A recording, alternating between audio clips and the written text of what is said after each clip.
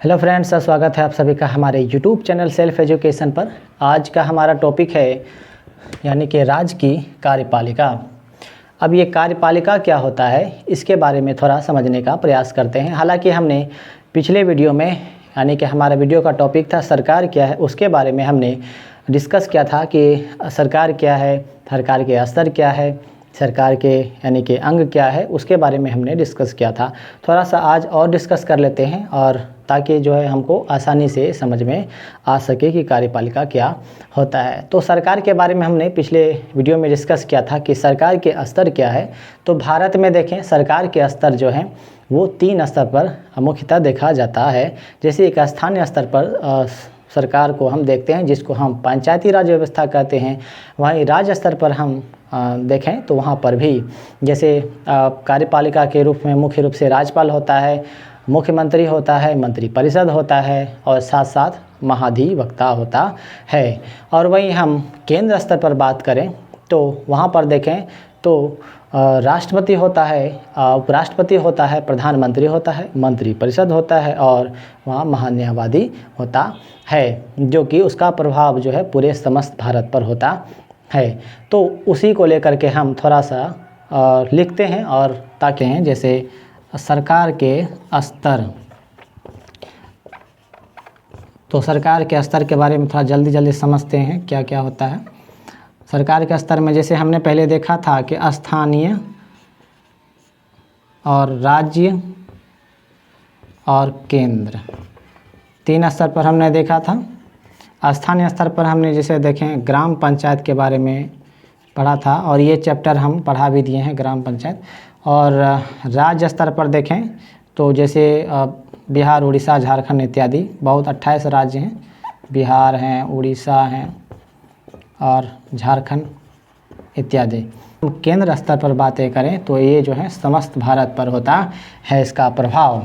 ठीक है, अब ये राज्य के स्तर के बारे में हमने समझा और थोड़ा सा देखते हैं यानी कि यहाँ पर जो है हमने सरकार के स्तर के बारे में समझा कि मुख्य रूप से स्थानीय सरकार, राज्य सरकार और केंद्र सरकार। अब देखते हैं सरकार के अंग के बारे में हम समझते हैं।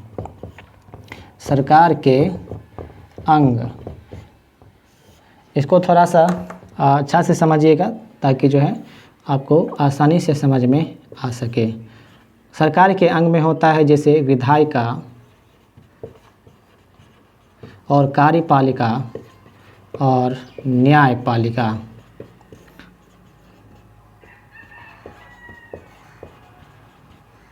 न्यायपालिका में आपने देखा होगा कि सुप्रीम कोर्ट होता है, हाई कोर्ट होता है और डिस्ट्रिक्ट कोर्ट होता है। और कार्यपालिका के बारे में आपने अवश्य सुना होगा कि एक होता है राज्य स्तर पर और एक होता है केंद्र स्तर पर। यहाँ पे हमने जैसे यहाँ लिखा राज्य और केंद्र स्तर, ये सरकार के बारे में ही तो हम पढ़ने जा रहे हैं, यानी इसको कार्यपालिका हम कहते हैं। कार्यपालिका राज्य स्तर पर होता है, केंद्र स्तर पर होता है।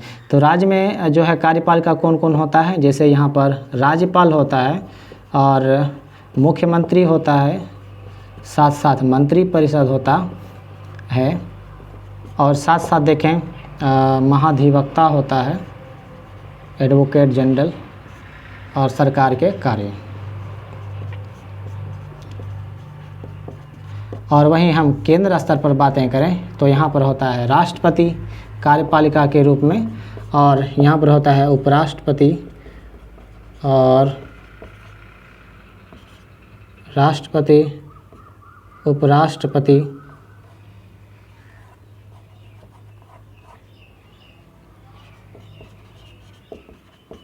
उपराष्ट्रपति, फिर आता है प्रधानमंत्री, उसके बाद फिर आता है मंत्री परिषद, प्रधानमंत्री एंड मंत्री परिषद और साथ साथ देखें महान्यायवादी। कार्यपालिका हालांकि जो है हम राज्य स्तर पर पढ़ने वाले हैं, जो कि इसका जो है राज्यपाल मुख्य चैप्टर आज हमारा होगा, इसको पहले हम ख़त्म करेंगे। तो फिर उसके बाद जब राज्य के बारे में पढ़ लेंगे तो फिर केंद्र स्तर पर जो सरकार होता है तो यहाँ राष्ट्रपति, उपराष्ट्रपति, उसके बाद फिर प्रधानमंत्री, मंत्री परिषद और उसके बाद फिर महान्यायवादी के बारे में पढ़ेंगे। अब विधायिका के बारे में समझते हैं। विधायिका देखें तो यहाँ पर भी होता है राज्य स्तर पर और एक होता है केंद्र स्तर पर। राज्य स्तर पर देखें तो विधानमंडल होता है, विधानमंडल, और हम केंद्र स्तर पर देखें तो यहाँ पर संसद होता है। अब विधानमंडल में अंग जैसे देखें इसका कौन कौन होता है। विधानमंडल में देखें विधान सभा और विधान परिषद, विधान परिषद और राज्यपाल।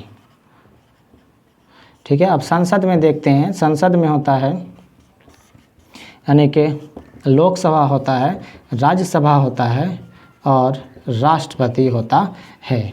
तो इसको हम अच्छे तरीके से यहाँ पर लिख दिए हैं और इसको उतार लीजिए, इम्पोर्टेंट है, यानी कि आप अटकेंगे किसी भी ऐसे टॉपिक को देख करके। तो इसलिए जो है आप इसको अच्छे तरीके से इसको समझ लीजिए।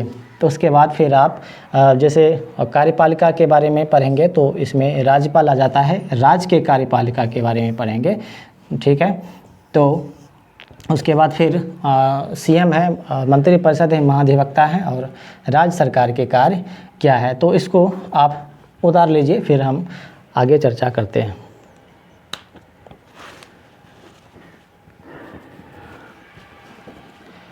ठीक है। अब मिटाते हैं।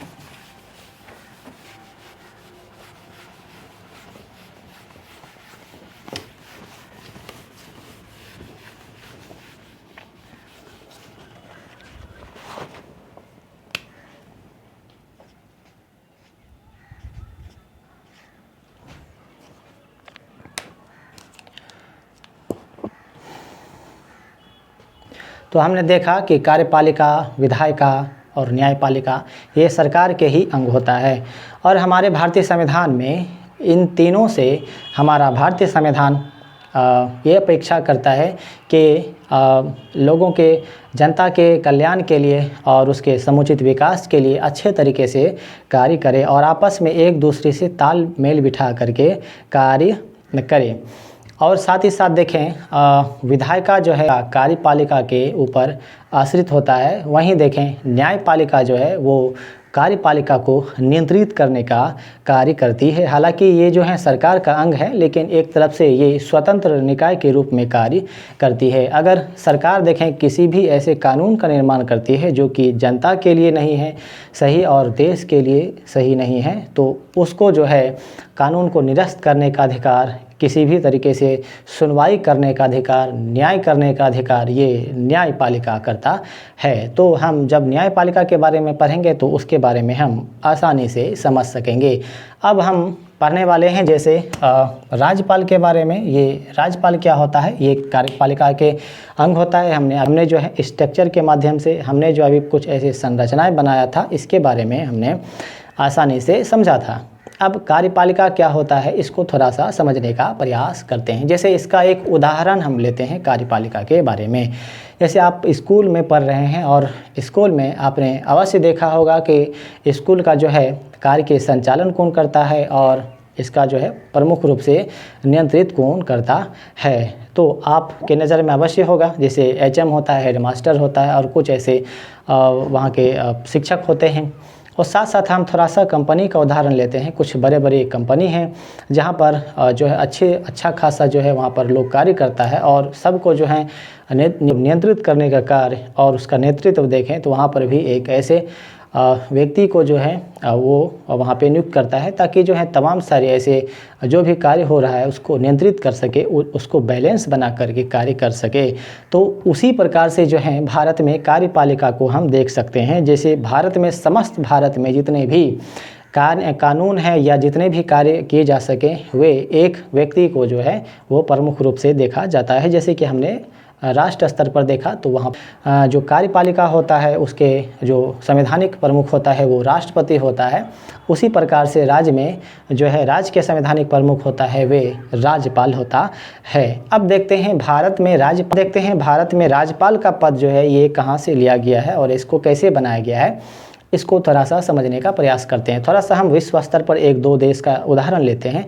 जैसे हम अमेरिका के बारे में हम बात करते हैं। अमेरिका में देखें तो जहां राज्यपाल तो हैं, अमेरिका में देखें जहाँ राज्यपाल जो हैं प्रत्यक्ष रूप से सीधे जनता के द्वारा निर्वाचित होता है, और वहीं हम देखें कनाडा में तो वहाँ पर जो है राज्यपाल केंद्र के द्वारा नियुक्त किया जाता है। तो हम भारत में देखें तो कनाडा मॉडल पर हमारा राज्यपाल जो है ये पद लिया गया है, और अब भारत में देखें तो ये राज्यपाल जो है वे कनाडा मॉडल पर आधारित हैं। तो इसी को हम थोड़ा समझने का प्रयास करेंगे। तो थोड़ा थोड़ा आर्टिकल उठाते जाएंगे और इसके बारे में हम समझने का प्रयास करेंगे। सबसे पहले जो है अनुच्छेद 153 है, इसके बारे में हम समझते हैं। अनुच्छेद 153 में कहा गया है राज्यों के लिए जो है राज्यपाल होगा। तो लिखते हैं यहाँ पर अनुच्छेद 3 में क्या है, राज्यों के लिए एक राज्यपाल होगा, एक राज्यपाल होगा। अब देखते हैं कुछ इम्पोर्टेंट इसमें, जैसे देखें, अब इसमें देखते हैं जैसे 7वां संविधान संशोधन 1956, इसमें क्या कहा गया है कि एक व्यक्ति एक से अधिक राज्यों के लिए राज्यपाल हो सकता है।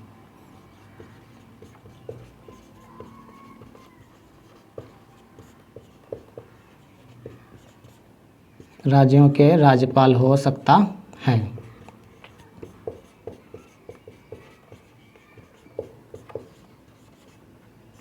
ठीक है, 7वां संविधान संशोधन में 1956 ईस्वी में आया गया, और इसमें कहा गया कि एक व्यक्ति जो है चाहे वो 2 राज्य में या 3 राज्य में जो वहाँ के राज्यपाल हो सकता है। तो अब आते हैं आगे अनुच्छेद 154 में, इसको थोड़ा सा समझते हैं। अनुच्छेद जो है 154 के बारे में हम बातें करते हैं। इसमें क्या है, कार्यपालक शक्ति, यानी राज्य के कार्यपालक शक्ति, यानी कि राज्यपाल के कार्यपालक शक्ति, कार्यपालक शक्ति। इसको देखते हैं अनुच्छेद 154 में राज्य के कार्यपालक शक्ति क्या क्या होता है। इसको थोड़ा सा हम यहाँ पे लिखेंगे, उसको टॉपिक उठा करके यहाँ पे हम लिखते हुए जाएंगे। जैसे देखें राज्यपाल के कुछ ऐसे कार्यकारी शक्ति दिया गया है। कार्य शक्ति के बाद फिर देखें इसको जो है विधायी शक्ति दिया गया है। कार्यकारी शक्ति, विधायी शक्ति, और देखें वित्तीय शक्ति, और देखें इसको क्षमादान की शक्ति, स्वविवेक की शक्ति, इसको दिया गया। ठीक है, अब आते हैं जैसे कार्यकारी शक्ति के बारे में हम बातें करते हैं। कार्यकारी शक्ति, कार्यकारी शक्ति क्या होता है, इसके बारे में समझने का प्रयास करते हैं। जैसे राज्यपाल जो है, राज्य में क्या होता है कि वहाँ के संवैधानिक प्रमुख होता है। अब राज्यपाल के बारे में सीधा सीधे हम लिखते हैं, राज्यपाल राज्य के संवैधानिक प्रमुख, राज्य के संवैधानिक प्रमुख होता है, और साथ ही देखें राज्य के सरकार के संवैधानिक प्रमुख होता है, और साथ ही साथ देखें राज्य सरकार के कार्य राज्यपाल के नाम से किया जाता है।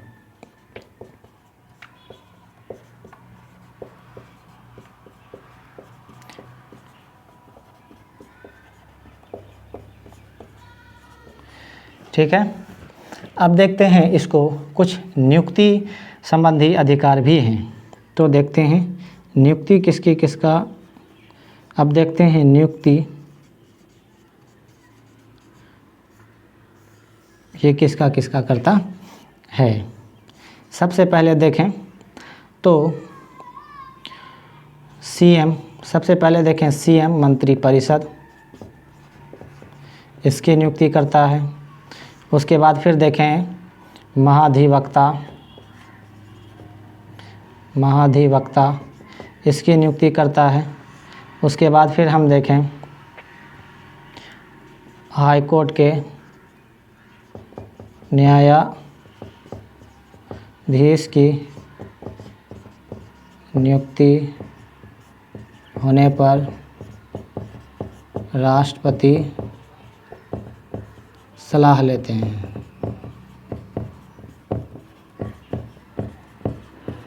ठीक है, अब आते हैं राज्य लोक सेवा आयोग।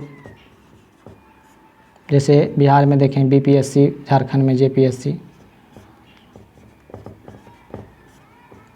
सेवा आयोग। इसके जो हैं अध्यक्ष एंड सदस्य इसकी नियुक्ति करते हैं। और साथ ही साथ देखें राज्य निर्वाचन आयोग, निर्वाचन आयोग के अध्यक्ष और सदस्य की नियुक्ति करता है। और इस साथ साथ देखें राज्य के निर्वाचन आयोग वित्त आयोग इसके अध्यक्ष और सदस्य की नियुक्ति करता है। और साथ वहीं हम देखें तो जो यूनिवर्सिटी होता है उसके कुलपति की नियुक्ति और साथ साथ देखें जिला जज की नियुक्ति भी राज्यपाल के द्वारा किया जाता है। तो इसको उतारिए।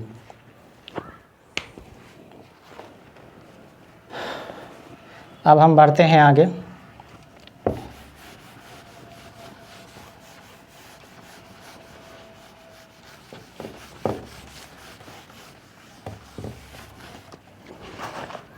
कार्यकारी शक्ति हमने देखा, अब देखते हैं विधायी शक्ति। इसी में है 154 में चारों पढ़ेंगे, पांचों। विधायी शक्ति। अब ये विधायी शक्ति क्या होता है? अनुच्छेद 168 के तहत जो है ये राज्यपाल जो है वो राज्य विधानमंडल के अभिन्न अंग होता है। लिखते हैं इसमें अनुच्छेद 168 के तहत सीधा गवर्नर लिखेंगे, यानी राज्यपाल के तहत गवर्नर राज्य विधानमंडल के अभिन्न अंग हैं। ठीक है, अब आते हैं विधायकी शक्ति में। अनुच्छेद 333 के तहत एक एंग्लो इंडियन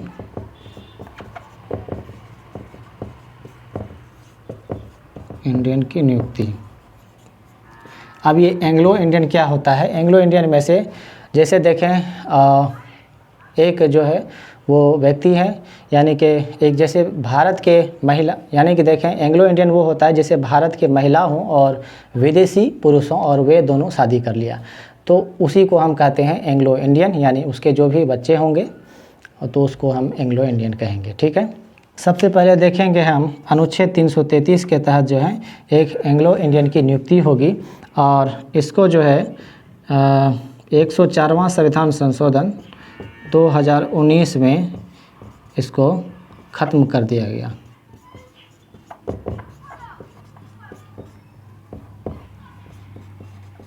ठीक है, अब आते हैं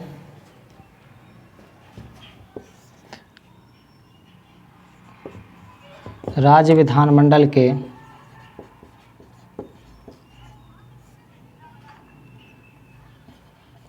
सत्र को आहूत करना और सत्रावसान करना।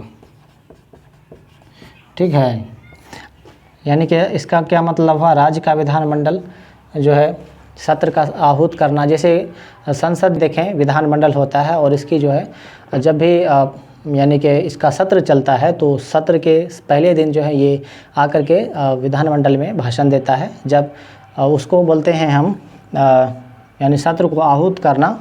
और जब सत्र जो समाप्ति होती है और अंतिम दिन में फिर जो है राज्यपाल आते हैं और उसको सत्रावसान कहते हैं, यानी फिर से अपना संबोधन यहाँ पर देते हैं और उसके बाद फिर उसकी जो है और यहाँ पर जो है फिर से देखें तो वो सत्र समाप्त हो जाता है। तो इस प्रकार से हमने फिर देखा और उसके बाद फिर देखते हैं विधायकी शक्ति में राज्य विधानमंडल के साथ साथ हम देखें तो अनुच्छेद 213 के तहत जो है इसको अध्यादेश जारी करने की शक्ति है।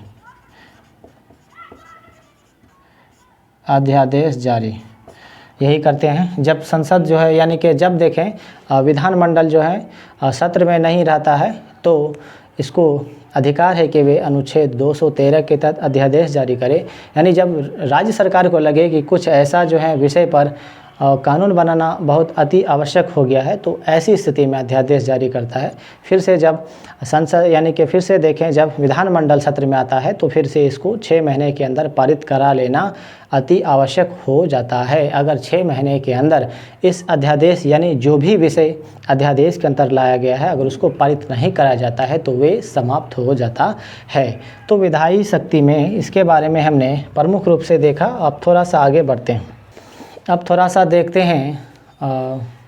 देखते हैं यहाँ पर जैसे विधायी शक्ति हैं, और यहाँ पर देखें जो एक तरफ से कानून का जो राज्य में निर्माण होता है, यानी राज्यपाल के हस्ताक्षर से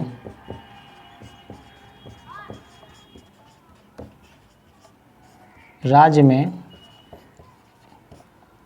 कानून का निर्माण होता।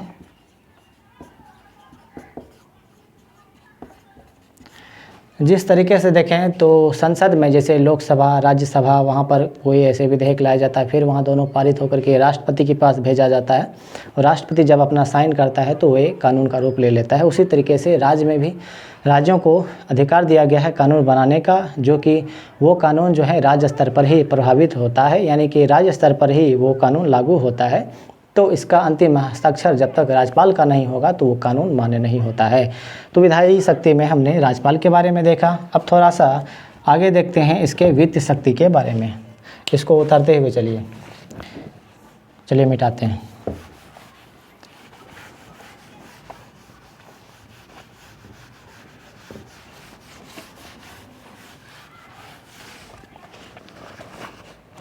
अब देखते हैं जैसे वित्तीय शक्ति, तीसरा नंबर में है वित्तीय शक्ति।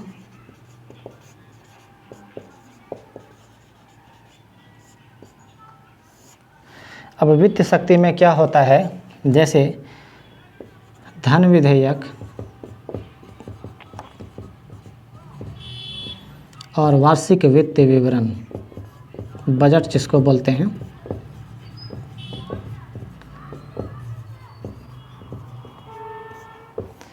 राज्यपाल की अनुमति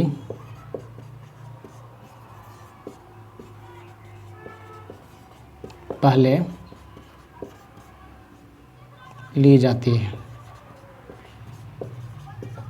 ठीक है, इसको भी हमने देखा। जब कोई धन विधेयक आता है तो पहले राज्यपाल की संस्तुति होना जरूरी है। वहीं वार्षिक वित्त विवरण अर्थात बजट देखें, जब वो पारित होता है तो पहले राज्यपाल के अनुमति के लिए जाता है। तो वित्तीय शक्ति के बारे में हमने पढ़ा। अब थोड़ा सा पढ़ते हैं क्षमादान की शक्ति। इसको उतारते हुए चलिए मिटाते हैं। अब आते हैं क्षमादान की शक्ति 4 नंबर में।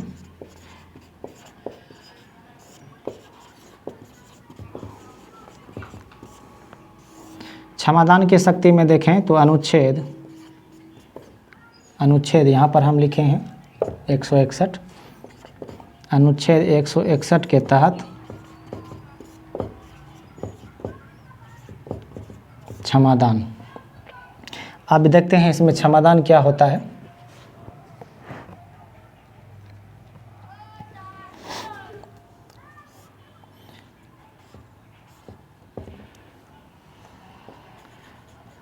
किसी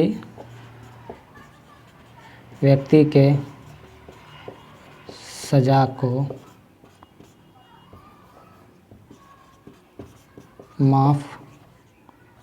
माफ़ करना, सजा की अवधि को परिवर्तित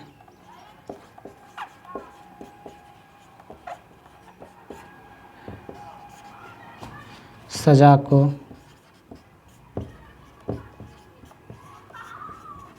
दूसरी सजा में बदल देना,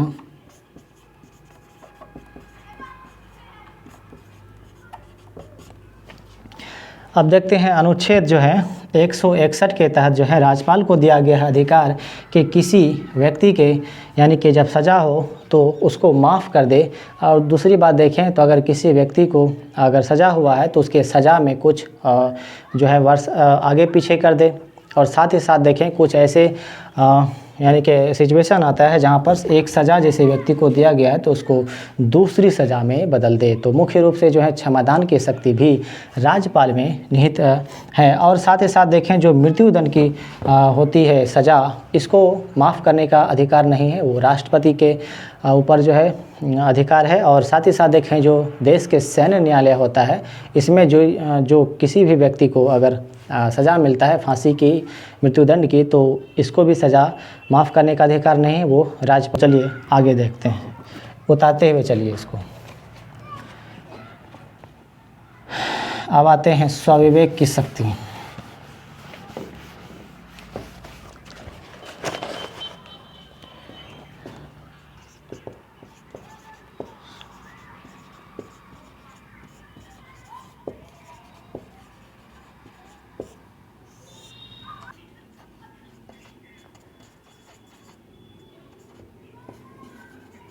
अनुच्छेद 2 में किसी भी विधेयक को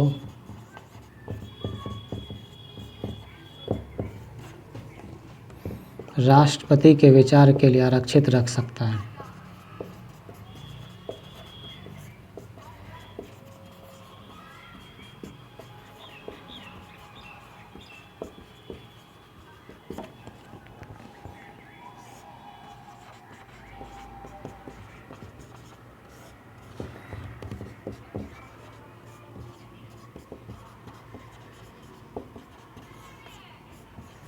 राज्य में राष्ट्रपति शासन लगाने की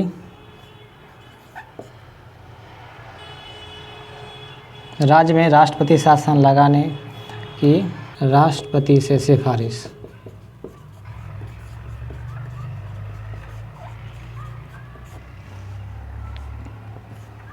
इसको थोड़ा सा समझते हैं। जैसे हमने अनुच्छेद 200 में देखा, यानी कि देखें अगर किसी भी विधेयक को अगर राज्यपाल के समक्ष लाया जाता है और राज्यपाल को कुछ ऐसे वीटो शक्ति प्राप्त हैं और ये जो है वीटो अनुच्छेद 200 के अंतर्गत जो है इस वीटो का प्रयोग करता है और उसमें जो है इसकी सहमति के लिए राष्ट्रपति के लिए आरक्षित दिया जाता है और ये राष्ट्रपति को ट्रांसफ़र कर देता है और राष्ट्रपति से ये कहते हैं कि जो है आप इसके ऊपर विचार करिए, क्या इसमें सहमति देना चाहिए कि नहीं देना चाहिए।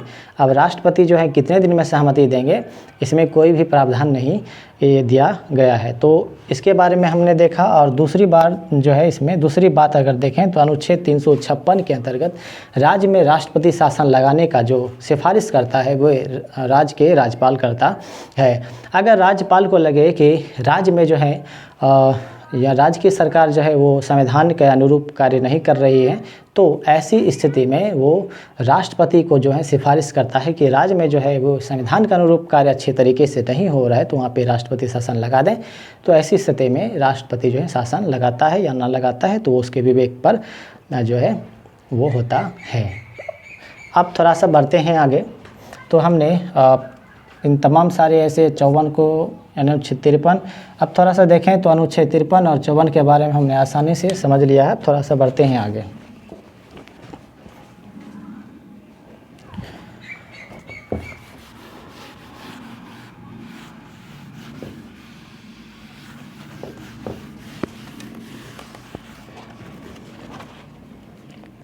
अब आते हैं अनुच्छेद 155 में, इसको समझने का प्रयास करते हैं। इसके बारे में नियुक्ति के बारे में कहा गया है।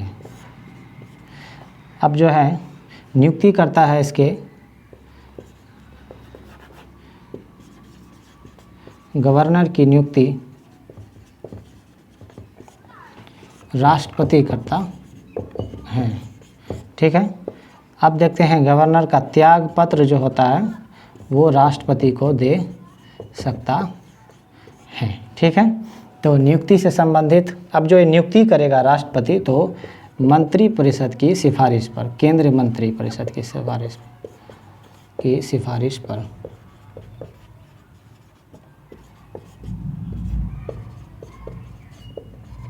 केंद्रीय मंत्रिपरिषद की सिफारिश पर जो है राष्ट्रपति जो है इसको नियुक्त करेगा, जिस व्यक्ति का नाम इसके आगे लाया जाएगा। और साथ साथ जब ये त्याग पत्र चाहे तो वो दे सकता है। और साथ ही साथ जो है इसका जो है जो यानी कि पद होता है वो राष्ट्रपति के प्रसाद पर्यंत होता है, जब चाहे राष्ट्रपति इसको त्याग पत्र मांग सकता है। अब थोड़ा सा आगे बढ़ते हैं। 155 में हमने देखा, अब देखते हैं कार्यकाल जो है 156 आता है। 156 में इसके कार्यकाल के बारे में यानी इसके कार्यकाल के बारे में कहा गया है। सामान्यतः देखें, सामान्यतः 5 वर्ष कार्यकाल होता है, लेकिन यह फिक्स नहीं है, लेकिन यह कार्यकाल फिक्स नहीं है। इसके कार्यकाल राष्ट्रपति के प्रसाद पर्यंत होता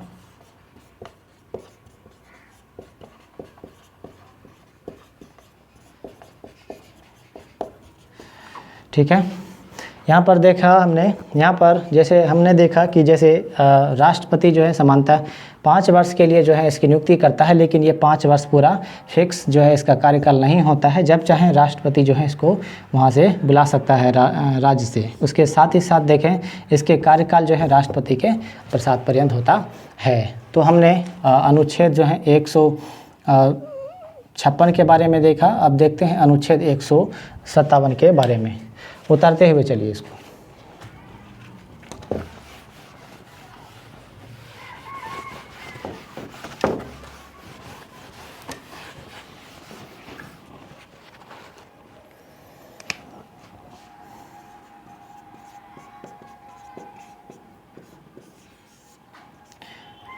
अनुच्छेद 157 में होता है योग्यता। अब जो है किसी भी राज्यपाल के बनने के लिए योग्यता क्या होना चाहिए? पहला जो है भारत का नागरिक हो,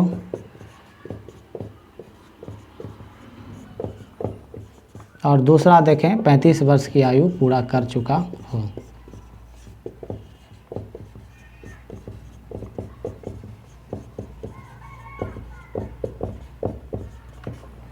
ठीक है।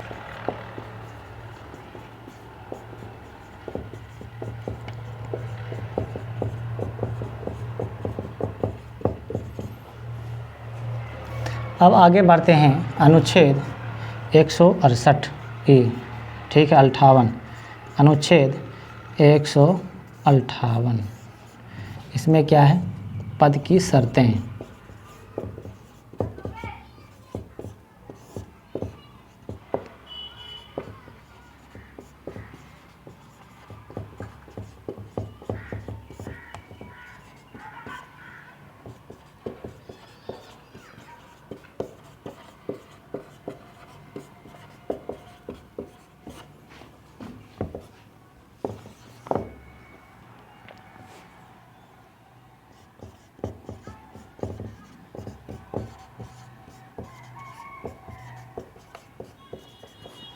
अब इसमें देखें पद की शर्तें इसमें हैं, जैसे राज्य के विधानमंडल में यानी विधानसभा या विधान परिषद के सदस्य ना हो, वहीं संसद का सदस्य ना हो यानी लोकसभा और राज्यसभा के इसमें मेंबर ना हो, लाभ के पद पर ना हो। इसको उतारिए।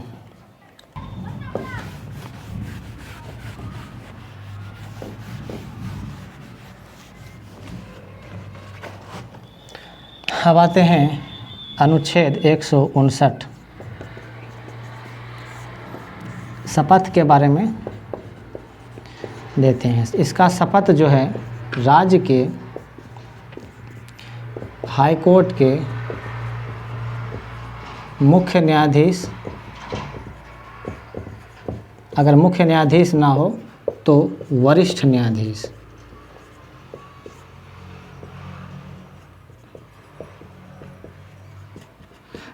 दिलाता है। ठीक है।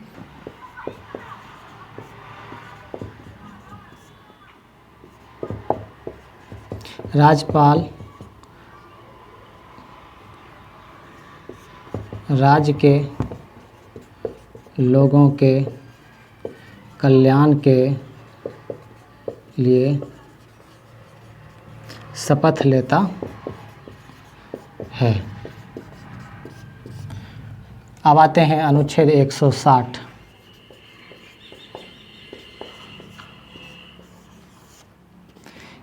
आकस्मिक परिस्थिति में गवर्नर के कार्य। इसमें आकस्मिक परिस्थिति अगर मान के चले कि इसकी राज्यपाल की मृत्यु हो जाती है तो उसका जो है पद खाली हो जाता है, तो उस पद को कौन भरेगा? तो जो है आकस्मिक परिस्थिति में जो है, इसको थोड़ा सा लिखते हैं, इसको थोड़ा सा हम लिखते हैं क्योंकि लिखने में थोड़ा सा समय ज़्यादा लगता है।